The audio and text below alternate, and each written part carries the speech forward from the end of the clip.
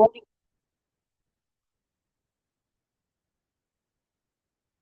कृष्णा। हरे कृष्णा। श्री माता जी, धन्यवाद, प्रणाम, जय Shri Prabhupada. Hare Krishna. Good to see you. Thank you for your association. I was wondering today, everybody is tired from, looks like Nrsimhadev gave everybody a lot of hard work yesterday. Looks like. So all the devotees are probably taking rest today after getting blessings from Nrsimhadev and Prahlad Maharaj. But I was wondering, we'll still continue. Today is Sunday, so we usually do in Hindi. So today we'll read in Hindi. I was going to anyway. Thought I'll do the reading in Hindi today. So let me share my screen. Let's start with Mangalacharan. Om Ajnanatimirandasya Jnananjana Chakshuruन्मिलितं येन तस्मै श्रीगुरुवे नमः। नमामि विष्णुपादाय कृष्णप्रेष्ठाय भूतले श्रीमते भक्तिवेदान्त स्वामिनिति नामिने। नमस्ते सरस्वती देवे गौरवाणी प्रचारिणे निर्विशेष शून्यवादी पाश्चात्यदेशतारिणे। जय श्री कृष्ण चैतन्य प्रभु नित्यानंद, श्री अद्वैता गदाधर श्रीवासादि गौर भक्तवृंद। हरे कृष्णा कृष्णा कृष्णा हरे हरे, हरे Ram Ram Ram Hare Hare.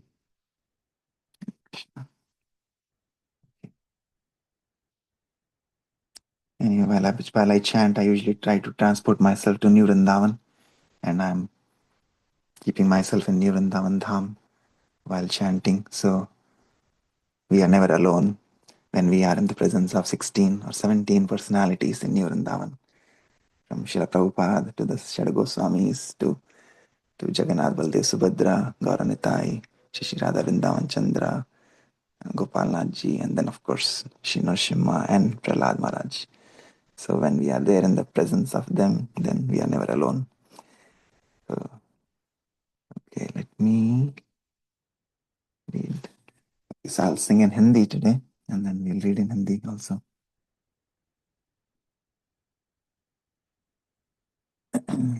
So we say prayers again. Prayers.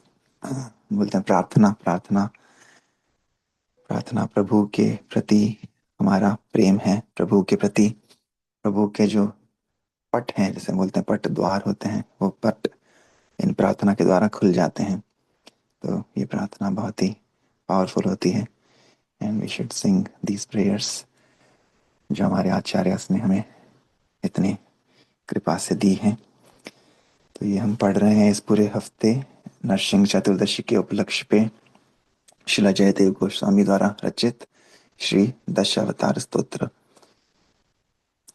प्रलयपयोधिजाले धृतवानसि वेदम् विहितवहित्रचरित्रमखेदम् केशवधृता मीनशरीरा जय जगदीश हरे। क्षितिरिह विपुलतरे तिष्ठति तव पृष्ठे धरणी धारण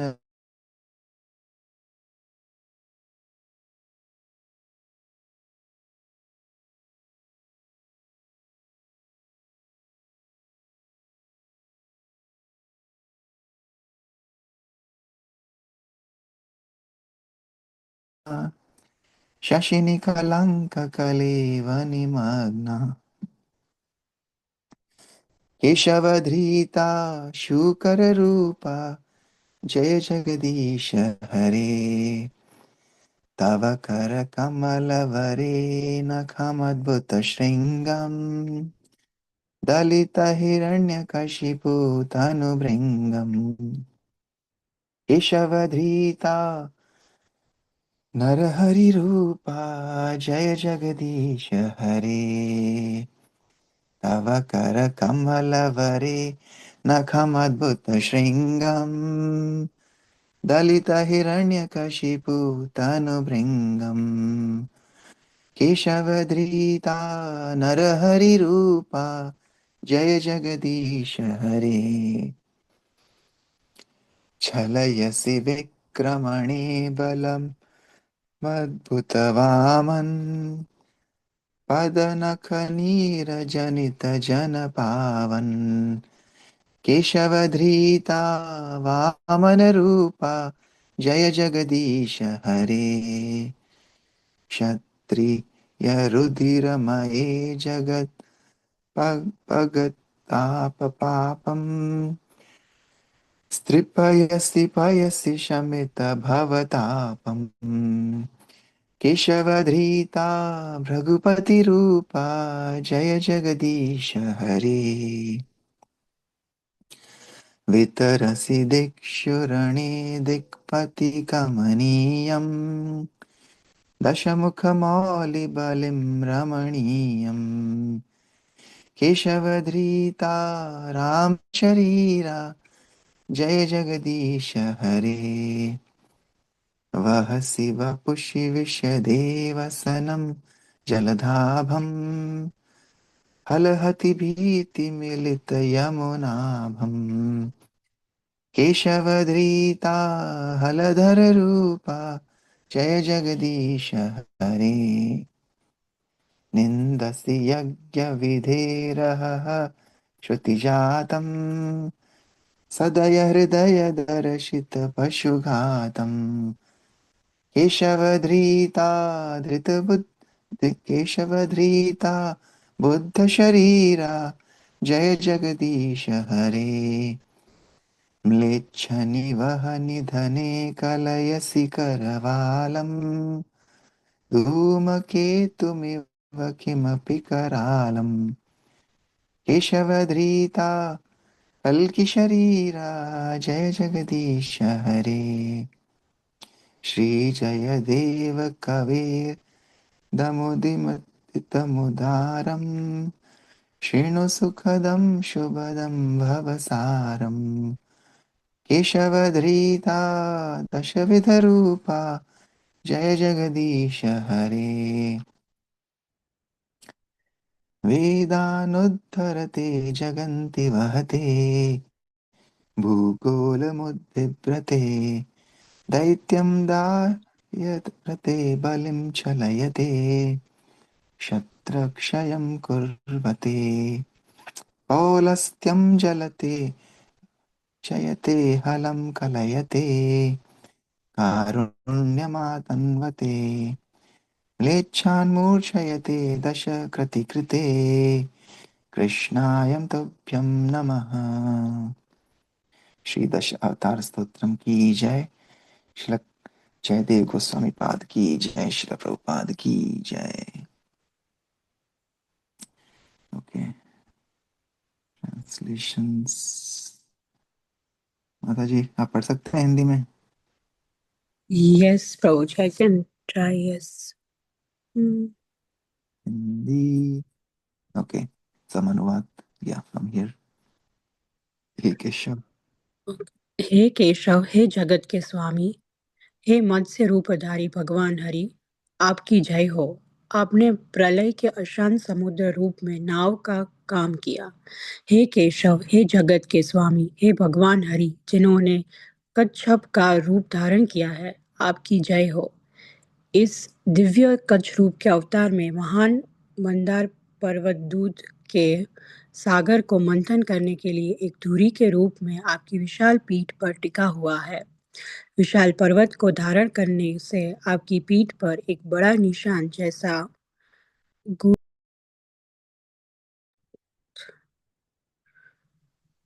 गड्ढा, गड्ढा बना। गड्ढा, या I just could not see it, okay. गड्ढा बन गया है जो अत्यंत गौरवशाली हो गया है।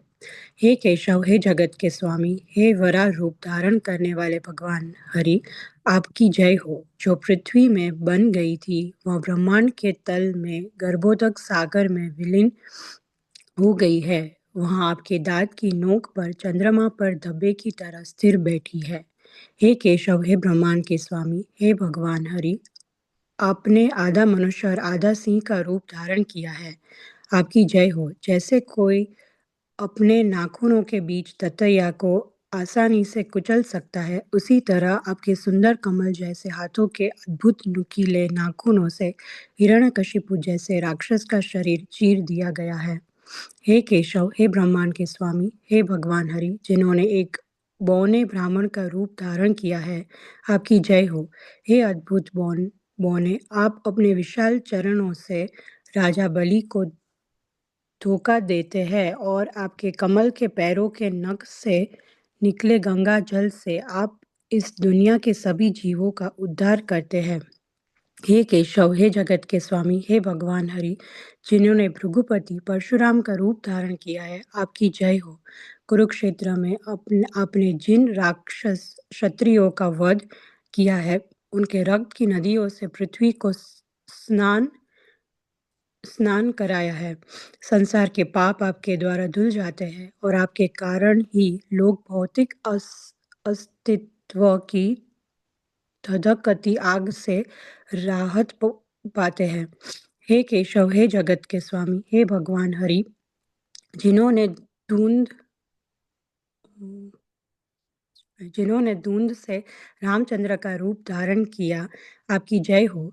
लंका के युद्ध में आपने 10 सिर वाले राक्षस रावण का नाश किया और उसके सिरों को इंद्र के नेतृत्व में 10 दिशाओं के अधिष्ठाता देवताओं को एक सुखद भेंट के रूप में वितरित किया। यह कार्य उन सभी लोगों द्वारा लंबे समय के वांछित था जो इस राक्षस से बहुत परेशान थे। हे केशव, हे ब्रह्मांड के स्वामी, हे भगवान हरि, जिन्होंने बलराम का रूप धारण किया है, वे सभी आपकी जय हो। अपने चमकदार सफेद शरीर पर आप ताजे नीले वर्षों के बादल के रंग के वस्त्र पहनते हैं। ये वस्त्र यमुना नदी के सुंदर काले रंग की तरह रंगे हैं, जो आपके हल के प्रहार से बहुत डरती है। हे केशव, हे ब्रह्मांड के स्वामी, हे भगवान हरि, जिन्होंने बुद्ध का रूप धारण किया है, आपकी जय हो। हे दयालु हृदय वाले बुद्ध, आपके वैदिक यज्ञ के नियमों के अनुसार किए गए गरीब जानवरों के वध की निंदा करते हैं। हे केशव, हे ब्रह्मांड के स्वामी, हे कल की रूप धारण करने वाले भगवान हरि, आपकी जय हो। आप धूमकेतु की तरह प्रकट होते हैं और कलयुग के अंत में दृष्ट बर्बर लोगों का विनाश करने के लिए एक भयानक तलवार धारण करते हैं। हे केशव, हे जगत के स्वामी, हे भगवान हरि, जिन्होंने इन 10 अलग अलग अवतारों को धारण किया है, आपकी जय हो। हे पाठकों, कृपया कवि जयदेव का यह स्तोत्र सुने, जो सबसे उत्कृष्ट है, सुख प्रदान करने वाले है, मंगल प्रदान करने वाला है और यह इस अंधकारमय संसार में सबसे अच्छी बात है।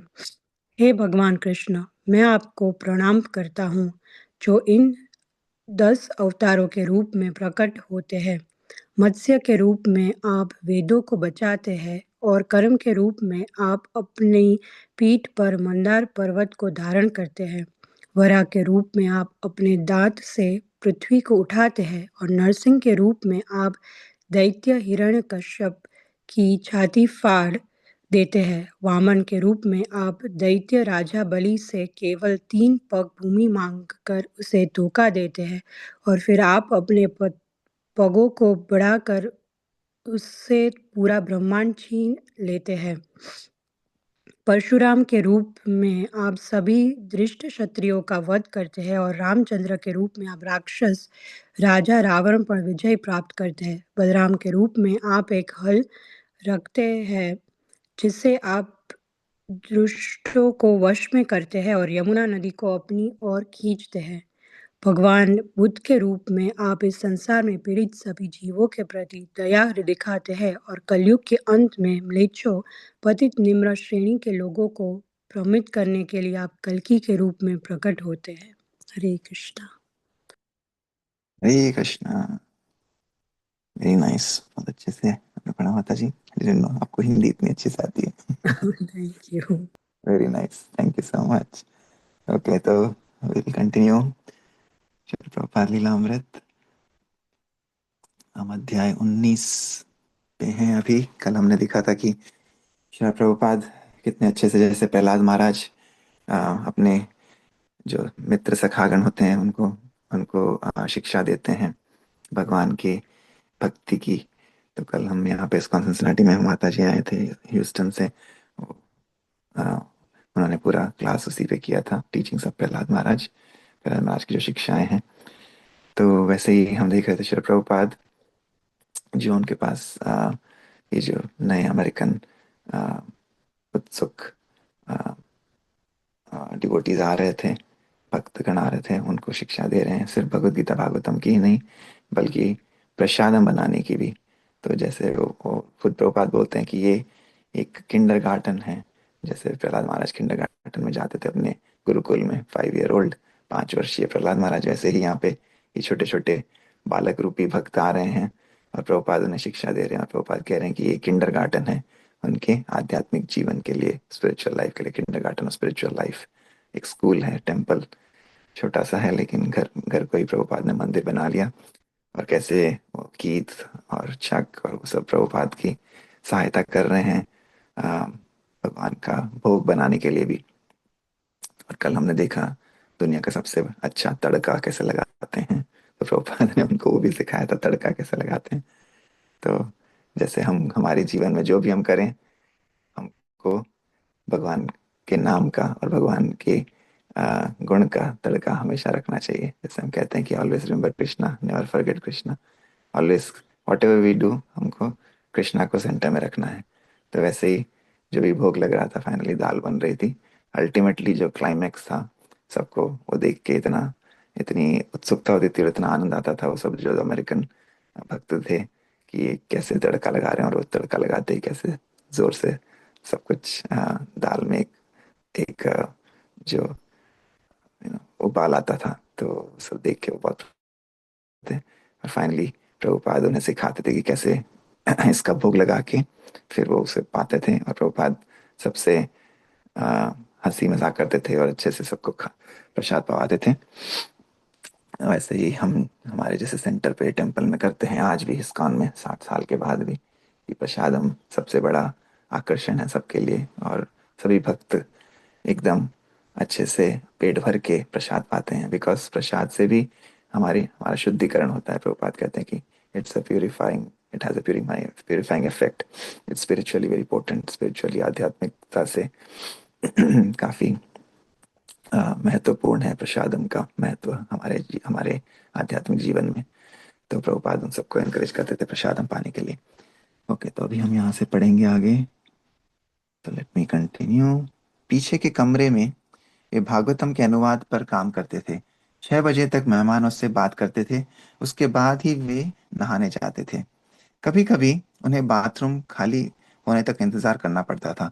उन्होंने अपने युवा अनुयायियों को दिन में 2 बार नहाने की प्रथा से परिचित कराया था, और अब उन्हें कभी कभी अपना बाथरूम साझा करने में असुविधा होती थी।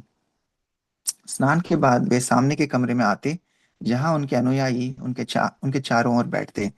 पंच तत्व की अपनी तस्वीर के सामने चटाई पर बैठते और एक छोटे धातु के चम्मच और कटोरे से अपनी बाईं हथेली में पानी की कुछ बूंदें डालने के बाद वे वृंदावन की मिट्टी के एक टुकड़े को पानी में रगड़ते, जिससे एक गीला लेप बनता। फिर वे अपने दाहिने हाथ की अनामिका से अपने बाएं हाथ में पीले रंग के लेप को डुबोकर वैष्णव तिलक की मिट्टी के निशान लगाते। वे अपनी हथेली से गीली मिट्टी कुचरते और एक छोटे से दर्पण में देखते हुए, जिसे वे अपने बाएं हाथ के अंगूठे और कनिष्ठा के बीच चतुराई से पकड़ते रहते, वे अपने माथे पर मिट्टी की एक खड़ी पट्टी बनाते और फिर अपने दाहिने हाथ की छोटी उंगली को अपनी बाहों के बीच रखकर उसे बालों की रेखा से ऊपर की ओर चलाते हुए मिट्टी को दो समानांतर रेखाओं में काटते, जिससे अभी अभी भी नम मिट्टी में एक रास्ता साफ हो जाता। फिर उन्होंने अपने शरीर पर 11 अन्य स्थानों पर निशान लगाए, जबकि लड़के बैठे हुए देख रहे थे, कभी प्रश्न पूछ रहे थे, कभी कृष्ण भावनामृत के बारे में अपनी समझ बता रहे थे। प्रभुपाद: मेरे गुरु महाराज बिना दर्पण के तिलक लगाते थे। भक्त: क्या यह साफ सुथरा निकला? प्रभुपाद: साफ सुथरा हो या ना हो, इससे कोई फर्क नहीं पड़ता। हाँ, यह भी साफ सुथरा था। प्रभुपाद तब चुपचाप गायत्री मंत्र का पाठ करते थे, अपने ब्राह्मण के पवित्र धागे को पकड़कर उसे अपने दाहिने अंगूठे के चारों ओर लपेटकर वे चुपचाप अपने होठों को हिलाते हुए सीधे बैठते थे। उनके नंगे कंधे और भुजाएं उनकी छाती की तरह ही काफी पतली थीं, लेकिन उनका पेट गोल, थोड़ा उभरा हुआ था। उनका रंग एक युवा लड़के की तरह साटन जैसा चिकना था, सिवाय उनके चेहरे के, जिस पर उम्र के निशान थे। उनके हाथों की हरकतें व्यवस्थित, कुलीन, फिर भी नाजुक थी। उसने उन्होंने अपने बाएं हाथ में पीतल की दो घंटियां उठाई और उन्हें बजाना शुरू कर दिया। फिर भगवान चैतन्य और उनके सहयोगियों की मोमबत्ती से धूप की दो छड़ियां लगा जलाकर वह भगवान चैतन्य के सामने धीरे धीरे छोटे छोटे घेरे में धूप को लहराने लगे, जबकि घंटियां बजाना जारी थी। उन्होंने तस्वीर को गहराई से देखा और सुगंधित धुएं की सर्पिल सर्पिल बनाना जारी रखा। साथ ही घंटियां बजाते रहे। लड़कों में से किसी को भी पता था कि वह क्या कर रहे थे। हालांकि वह हर शाम ऐसा करते थे, लेकिन यह एक समारोह था। इसका कुछ मतलब था। लड़कों ने समारोह को घंटियां कहना शुरू कर दिया। सोमवार, बुधवार और शुक्रवार को घंटियां बजने के बाद आमतौर पर शाम कीर्तन का समय होता था। कुछ भक्त पहले से ही नीचे आकर मेहमानों का अभिवादन करते और स्वामी जी और मंत्रोच्चार के बारे में बताते। लेकिन स्वामी के बिना कुछ भी शुरू नहीं हो सकता था। कोई भी गाना या ढोल बजाना नहीं जानता था, और कोई भी मंत्रोच्चार का नेतृत्व करने की हिम्मत नहीं जुटा पाता था उनके बिना। केवल जब वह 7 बजे प्रवेश करते, तब वे शुरू हो सकते थे। प्रभुपाद नहा धोकर, हाथ से बुने हुए साफ सुथरे भारतीय कपड़े पहनकर, अपने हाथों और शरीर पर तीर जैसे वैष्णव चिन्हों से सजे हुए अपने अपार्टमेंट से निकलकर नीचे की ओर जाते और श्री कृष्ण की महिमा करने के और एक और आनंदमय अवसर का सामना करते। छोटा सा मंदिर जंगली, गैर ब्राह्मणवादी, स्पष्टवादी युवा अमेरिकियों से भरा होता। डॉन स्वामी जी की सहनशीलता की परीक्षा थी। वह महीनों तक स्टोर फ्रंट में रहा था। बहुत कम काम करता था और अपनी आदतों को बदलने की कोशिश नहीं करता था। उसकी बोलने की क्षमता बहुत बढ़िया थी। बात करने के बजाय वह अपने शब्दों को ऐसे बोलता था जैसे वह उन्हें किसी किताब से पढ़ रहा हो, और वह कभी भी संकुचन का इस्तेमाल नहीं करता था। ऐसा नहीं था कि वह बौद्धिक था, बस किसी तरह अपनी स्वाभाविक बोली को खत्म करने की योजना बना ली थी। डॉन की बोली लोगों को अजीब लगती थी, जैसे कि यह बहुत ज्यादा ड्रग्स का नतीजा हो। इससे उसे एक आम इंसान जैसा नहीं लगता था, और वह लगातार मारिजुआना लेता रहता था। भले ही स्वामी जी ने उसके साथ रहने वालों को ऐसा न करने के लिए कहा था। कभी कभी दिन में उसकी गर्लफ्रेंड उसके साथ स्टोर फ्रंट में आ जाती थी, और वे साथ बैठकर अंतरंग बातें करते और कभी कभी चुंबन करते, लेकिन उसे स्वामी पसंद थे। उसने एक बार कुछ पैसे पैसे भी दिए थे। उसे स्टोर फ्रंट में रहना पसंद था, और स्वामी जी ने कोई शिकायत नहीं की। लेकिन दूसरों ने ऐसा किया। एक दिन एक इच्छुक नया व्यक्ति स्टोर के सामने आया और उसने डॉन को अकेला पाया, जो मारियाना की तीखी गंध से घिरा हुआ था। तुम गांजा पीते पीते रहे हो, लेकिन स्वामी जी नहीं चाहते कि कोई यहाँ धूम्रपान करे। डॉन ने इनकार किया। मैंने धूम्रपान नहीं किया है। तुम सच नहीं बोल रहे हो। फिर लड़के ने डॉन की शर्ट की जेब में हाथ डाला और एक एक जॉइंट निकाला, और डॉन ने उसके चेहरे पर मारा। कई लड़कों को पता चल गया। वे निश्चित नहीं थे कि क्या सही था। स्वामी क्या करेंगे? अगर कोई गांजा पीता है तो आप क्या करते हैं? भले ही एक भक्त को ऐसा करने की अनुमति नहीं थी, लेकिन क्या कभी कभी इसकी अनुमति दी जा सकती है? उन्होंने स्वामी जी के सामने मामला रखा। प्रभुपाद ने इसे बहुत गंभीरता से लिया, और वे परेशान थे, खास तौर पर हिंसा को लेकर। उन्होंने लड़के से पूछा, उसने तुम्हें मारा? मैं खुद नीचे जाकर उसके सिर पर लात मारूंगा। लेकिन फिर प्रभुपाद ने इस बारे में सोचा और कहा कि डॉन को जाने के लिए कहा जाना चाहिए। लेकिन डॉन पहले पहले ही जा चुका था। अगली सुबह स्वामी जी की क्लास के दौरान डॉन सामने के दरवाजे पर दिखाई दिया। उसने मंच से स्वामी जी उसने मंच से स्वामी जी ने बड़ी चिंता के साथ डॉन की ओर देखा। लेकिन उनकी पहली चिंता इस्कॉन के लिए थी। उससे पूछो, प्रभुपाद ने रॉय से अनुरोध किया, जो पास में बैठे थे। अगर उसके पास मारिजुआना है तो वह अंदर नहीं आ सकता। हमारा समाज प्रभुपाद एक चिंतित पिता की तरह थे जो अपने शिशु इस्कॉन के जीवन के लिए डरे हुए थे। रॉय दरवाजे पर गए और डॉन से कहा कि अगर वह अंदर आया तो उसे अपनी नशीली दवाएं छोड़नी होंगी, और डॉन चला गया। राफेल को आध्यात्मिक अनुशासन में कोई दिलचस्पी नहीं थी। वह लंबे सीधे भूरे बालों वाला एक लंबा युवक था जो डॉन की तरह स्वामी जी के प्रति अलग थलग और लापरवाह रहने की कोशिश करता था। जब प्रभुपाद ने जप की शुरुआत की और लड़कों को दिन में जप करने के लिए प्रोत्साहित किया, तो राफेल ने ऐसा नहीं किया। उसने कहा कि उसे अच्छा कीर्तन पसंद है, लेकिन वह माला जपना पसंद नहीं करता।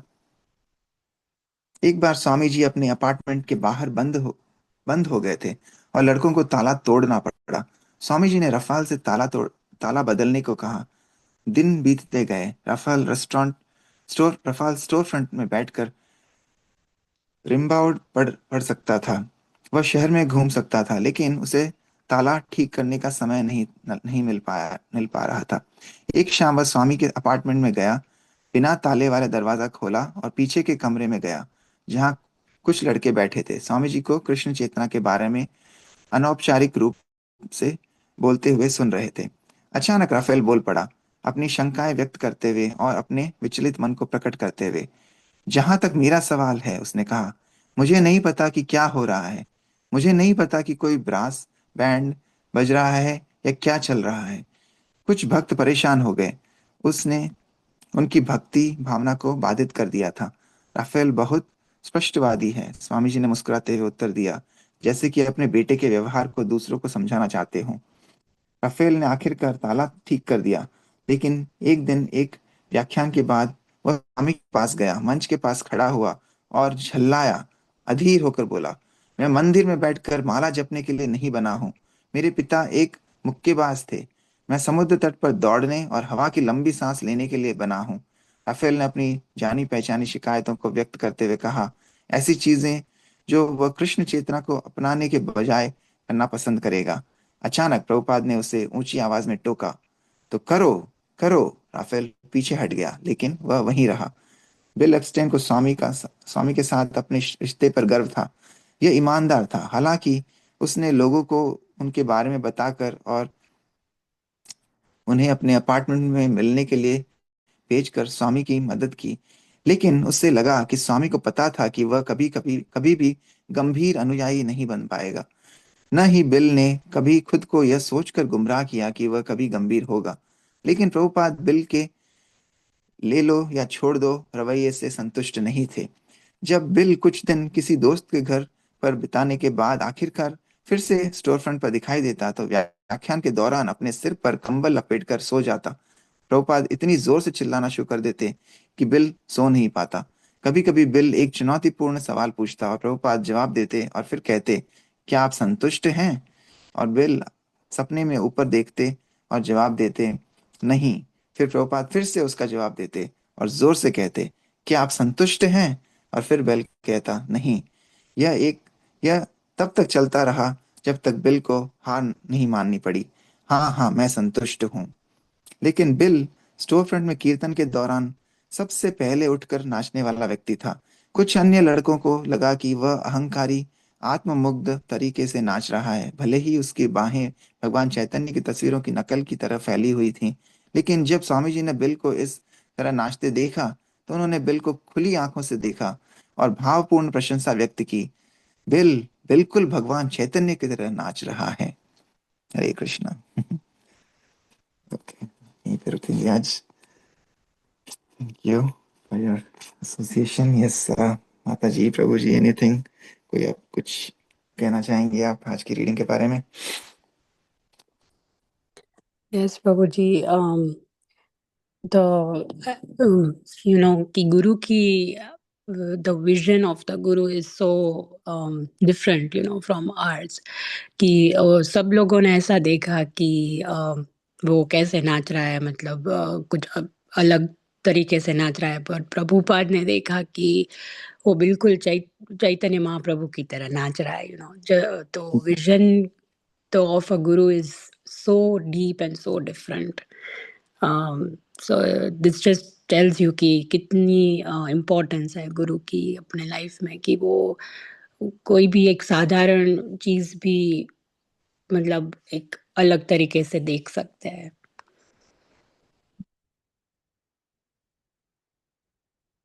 विद्याविनय संपन्ने ब्राह्मणे कवि हस्तिनी शुनि चैव शुपाकेशः पंडिता समदर्शिना।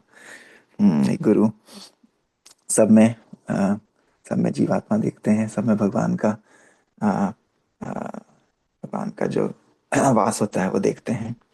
हाँ, और लेकिन जहाँ पे वो गलत कर रहे हैं वहाँ पे उन्हें ठीक भी करते हैं, और वो बहुत ज़रूरी है गुरु का।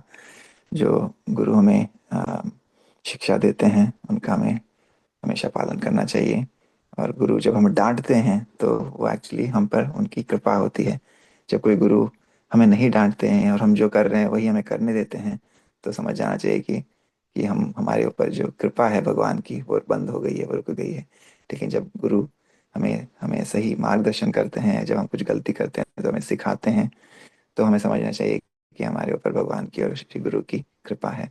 तो यही यहाँ पे हमने देखा आज प्रभुपाद ने जब जब कोई गलती कर रहा था, वो भगवान के मंदिर में रह रहा था, सो डॉन राफेल, लेकिन फिर भी अभी भी ड्रग्स नहीं छोड़ पाया था, तो वो गलत था। तो प्रभुपाद उसे डांट लगाते हुए समझा रहे थे। और यहाँ पे हाँ, बिल को वो नाच रहे थे, तो नाचते हुए उनको देखते हुए उनको चैतन्य महाप्रभु की याद आ रही थी, और वो उनको प्रोत्साहन कर रहे थे। Yes, Guru, that's why importance of Guru is second to none, कि श्री गुरु का आश्रय लेना बहुत ज़रूरी है। और हमें तद्विधि प्रणिपातेन गुरु का आश्रय लेकर, और हमें भक्ति का हमें अ, शिक्षा ग्रहण करनी चाहिए, सीखना चाहिए कि भक्ति कैसे करनी चाहिए। सवाल पूछ सकते हैं हम गुरु से, और हमें उनके छत्र छाया में रहकर जैसा वो कहते हैं वैसे हमें आज्ञा का पालन करना चाहिए। तो हम बस वही कर रहे हैं। श्रील प्रभुपाद ने हमें सिंपल आज्ञा दी थी कि हमें 16 माला का जाप करना है और 4 नियमों का पालन करना है। बस ये बेसिक चीज़ें करेंगे, और प्रसादम खान पाना है प्रसादम पाएंगे तो सब कुछ ठीक हो जाएगा। तो बस यही चीज़ें हमें सिंपल चीज़ें फॉलो करनी है, और ये अगर हम फॉलो करेंगे आजीवन, तो हम देखेंगे कि हमारा जीवन कैसे निखरता है एक पुष्प की तरह। यस, थैंक यू माता जी। Alright, Nalin Prabhu, anything from you?